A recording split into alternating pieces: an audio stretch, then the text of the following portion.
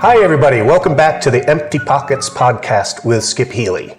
So, as you know, the deal with this podcast is going to be interviews with musicians, with actors, with festival producers, or anybody that has anything to do with the entertainment business. Maybe I'll even get my producer, Steven, on one of them so he can tell you all the secrets about everything going wrong here. But let's get to our first interview on our first edition of Empty Pockets with Skip Healy, featuring, believe it or not, because I don't believe it, Sir Ian Anderson from Jethro Tull.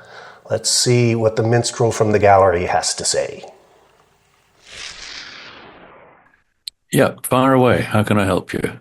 Okay, well, I'd like to talk with you a little bit. Firstly, thank you very, very much for coming on the program this morning. It's a large thrill for me. I grew up playing in American fife and drum music and went into traditional Irish music from there and have been a flute maker for the last 35 years or so. So your playing and your band has been a tremendous influence on me over the years. Okay, so that's all the kit and caboodle behind you, all of those. Exactly. Yes, you're a flute maker, I see. I understand now. Okay, that right. Well, good. I don't really play that kind of a flute, but I'm sure those who do enjoy the fact that it is, perhaps a little more organic and satisfying than the metal varieties that I play, which are, of course, the concert flute as we've known it for a couple of 100 years.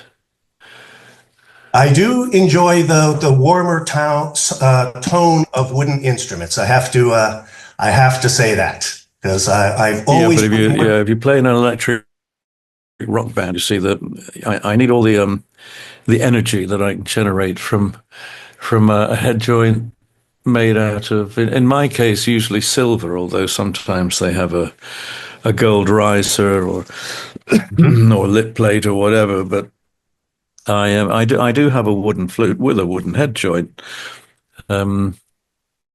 made, as most of my flutes are, by Powell in the USA, in Boston. Oh, very good. Yes. In the heart of America's Irish folk music, I suppose, given the enormous Irish population that Boston was famous for and probably still is. Yeah, very much so.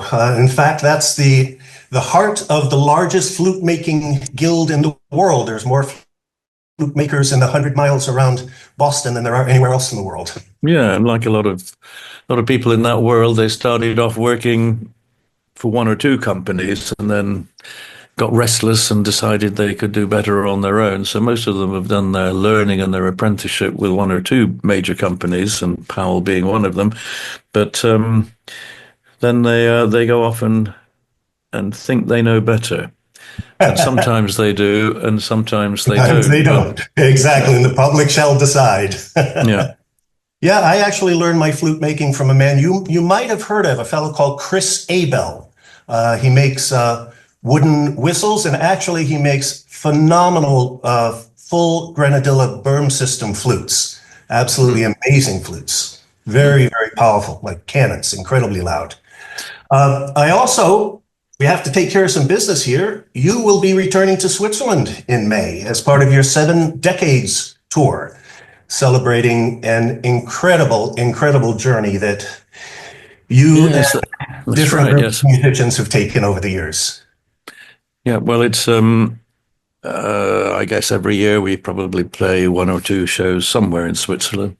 And I have a long connection with Switzerland going back to 1969 when Claude Nobbs says he invited us to perform at the Montreux Jazz Festival. Yes. And I actually can't remember that. I really don't remember that first occasion, but Claude, when he was alive, always maintained that we did play there in 69, and he may well be right. But of course, over the years, we played many times at the Montreux Jazz Festival.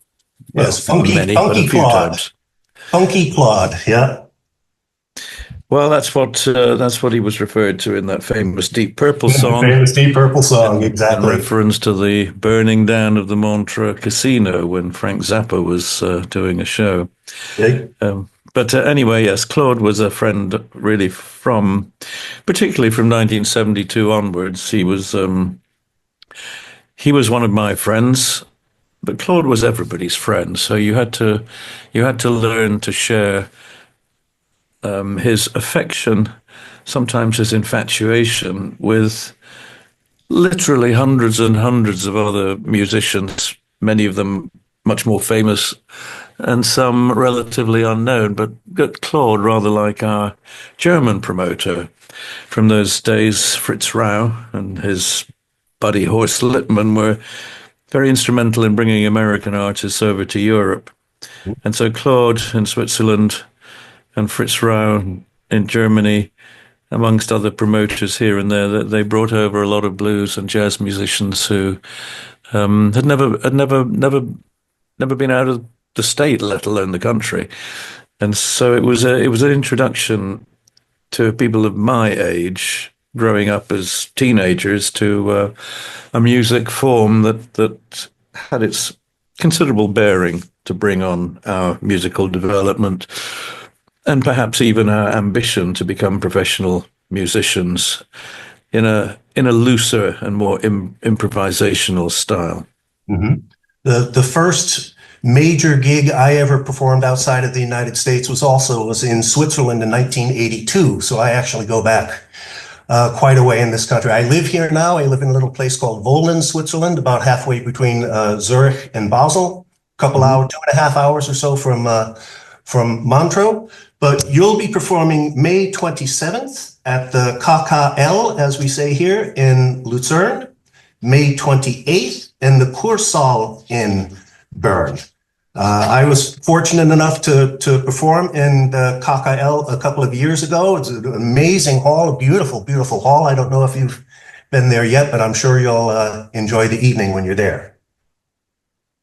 Yes, I seem to remember being there a few years ago when our buddy James Galway came over, and we had my wife and I had lunch with him, and we went to. I was rather hoping that James, his wife, was always trying to get James to get on stage with us and play, but the only time we got close to it was actually at the at Ravinia in Chicago. Oh yeah. When we were there doing a concert 3-4 years ago, and James also had a show the night before, but not in the main amphitheater, but in an indoor concert hall next door. But we were all set to wait for him to do sound check and the show time, but he decided that he was unable to do the rehearsal time because of other commitments, and hadn't prepared the music because he was working on one of his performances with a lot of music with his accompanist, his pianist, who he said he had to spend hours with preparing his work. Mm-hmm. But James is he's even older than I am, and about 10 years ahead of me in terms of his experience. He's probably the flute player, along with his protege Andrea Griminelli, Italian soloist who I know well. And then there's a few others. Some of them I know only in passing, but there are a few other flute players in classical music and even in folk music that I have come across at some point or another. So, but it's a small world. Yes. If you're a flute player, the chances are you know the other flute players, just as if, if you're an astronaut, you probably know the other astronauts. This is true, and you always bump into each other. And if you're touring, you're usually touring through the same places. And I kept bumping into people in airports so many times over the year, and you're into the lounge for a quick drink and on to the next plane, and off you go again. And also about Galway, he also began playing with a fife and drum corps. Was his earliest musical experience. So that's one of a couple of small links I have with Mr. Galway. One was the fife and drum experience, and second, when I worked as an apprentice with Chris Abel, building whistles. Mr. Galway ended up playing one of the whistles that we built. He often used that as for an encore, he would play Brian Boru's March many times, an old traditional Irish tune as an encore on the whistle, which was always quite nice. Well, there you go. And James had a bad experience with his first flute, which was a Selmer gold seal, which I later discovered, even in those days, was made in China for a company based in Europe called Selmer, who made, in my day, guitar amps and branched out into different kinds of music to suit the new age of beat music and rock music. But yes, they did have a Selmer gold seal flute. It was the most basic student model you could find. And it was his first flute, and ironically, coincidentally, it was my first flute too. And I traded in a white Fender Strat made in the early 1960s. Oh, geez. Which had previously been owned and played by Lemmy Kilmister. Oh, my goodness. Reverend Black and the Rocking Vickers, who then went on to be in Hawkwind and then in Motorhead. But Lemmy, it was Lemmy's guitar, and he couldn't afford to keep up the payments, and it got taken back. And then I got the guitar. And then when I decided, after a year or so, to stop playing electric guitar, but to take up another instrument, I took it back to the music store and traded it in for a Shure Unidyne 3 microphone and a Selmer gold seal flute, for no reason other than it was hanging on the wall, very shiny, caught my attention, reflecting the sun coming through the music store window. And I had no idea what to do with the flute. I just decided I would have it, and maybe it would be something useful to me. But it was some 4 or 5 months later when I actually managed to get a note out of it. And having got one note, I got 2, and then 5. And then I had the pentatonic scale, and I could play the blues. I could play the things that I used to play on guitar. So that was my first experience of flute. And James speaks bitterly of his Selmer Gold Seal flute and what a piece of junk it was.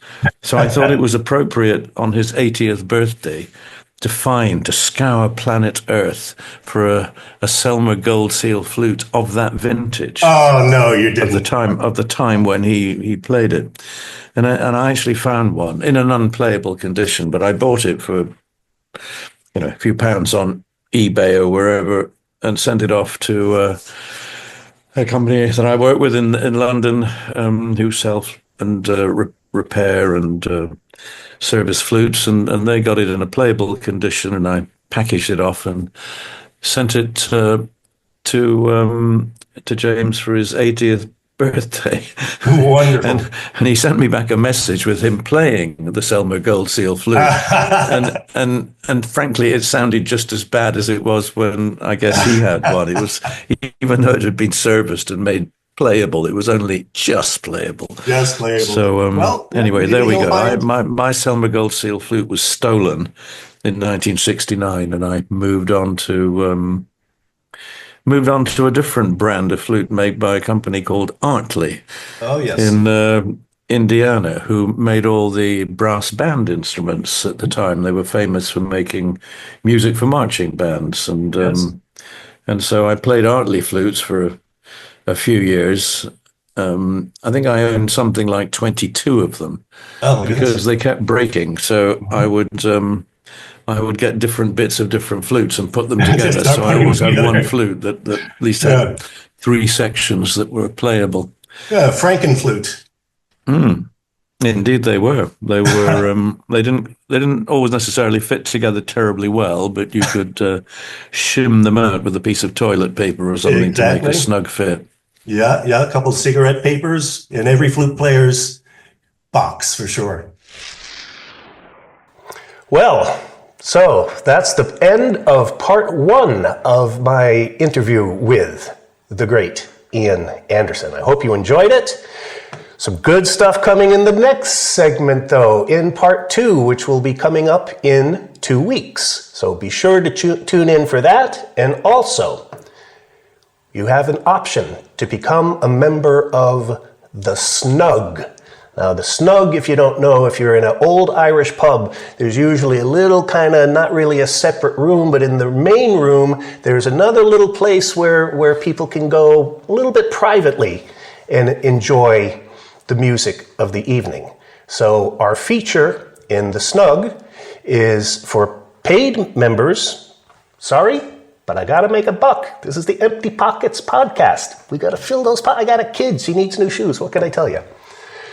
So join the snug and you will get the full, unedited version of all of the interviews and special bonus features. To find out what they are though, gotta get into the snug.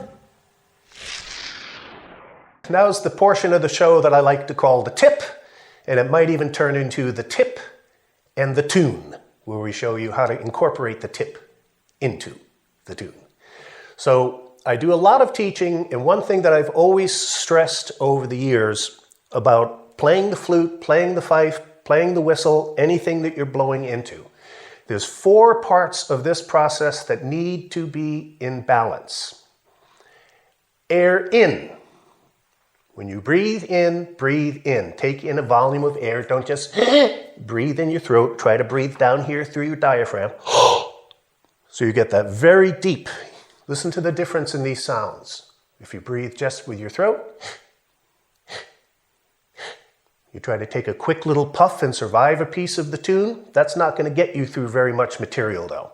You have to fill your lungs with air. Your lungs are like your gas tank for playing the flute. When you breathe deeply, it should be a very deep whoosh kind of sound. Like that when you breathe. Now I've taken some air in. So that's number 1. Air in. Number 2, air out. Now that you have all of this fuel, you got to use it, right? So put that fuel into your flute. That's the engine. Okay, this thing needs fuel. It's very nice to look at, very lovely to hang on the wall, hang over the fireplace. It doesn't make much noise without some air. Here's my little Zen thing about playing any of these wooden instruments. They used to be trees. They used to be very happy being trees. But we decided to make flutes and carvings and different things into them. Now, when you make a flute, the wood is now hollow. It used to be solid. So the way I think about it, this thing is never happy until it's solid again. And the only way it becomes solid again is when you fill it with air. And when you fill it with air, you get the reward of a great sound. Okay, so this air that you've taken in, the purpose of that air is twofold. 1, to keep you alive. So your brain is always going to want to tell you you have less air than you think you do, because it wants to keep the air to stay alive.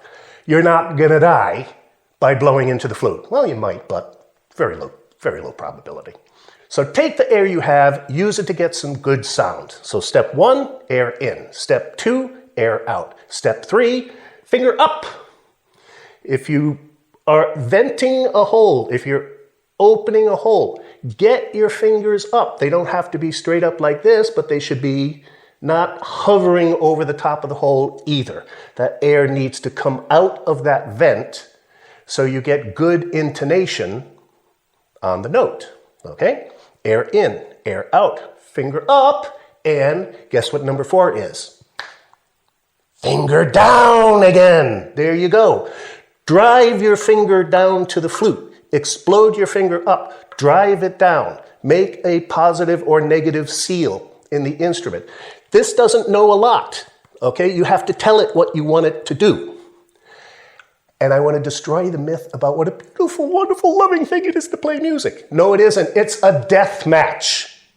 You win or the instrument wins. Dominate the instrument you're going to play. This is your time in your life where you can really dominate something and not feel guilty about it. Okay? Take in air. Blow air out. Lift your fingers up. Slam the fingers down. Hopefully you'll get a good result.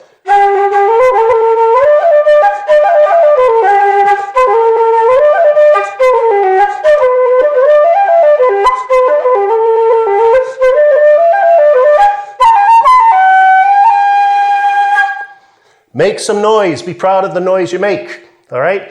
We're in the business of making noise, not being silent. There you go. Your tip and your tune. Cheers.